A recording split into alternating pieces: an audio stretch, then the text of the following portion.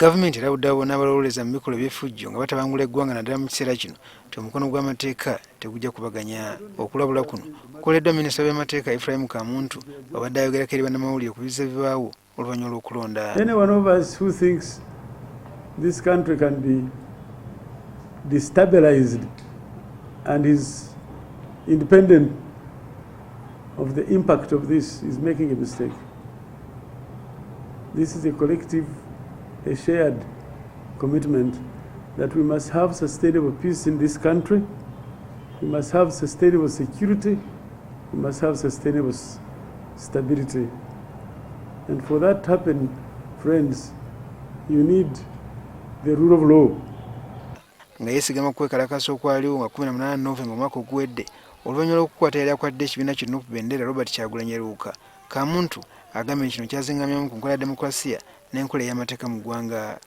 Agasseko nti gavumenti ekyagenda mu maaso n'okwekenneenya abo abafiira mu ebyo ebyaliwo mu butanwa olwo famire zaabwe ziryoke zisasulwe.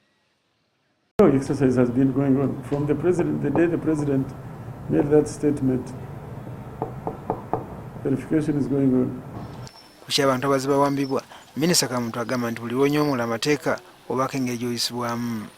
What caused all this? What is the cause? If there was no event of, if these guys didn't riot, would they have been killed? Would there anybody have been abducted? Excessive force. If there was no reason for this force to be used, would it be excessive?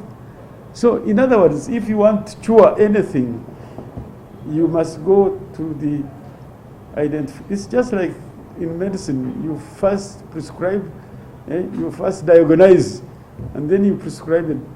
Ku byalo okwo kkooti ensukulumu gye buvuddeko wakati w'omulamuzi Esther Kisaaki ne Ssaabalamuzi Owinyoddolo, Kamuntu agamba nti akakiiko akalondoola emirimu gy'abalamuzi kali mu kunoonyereza era nga banaasangibwa nga baasibuuka empisa baakukangavvulwa.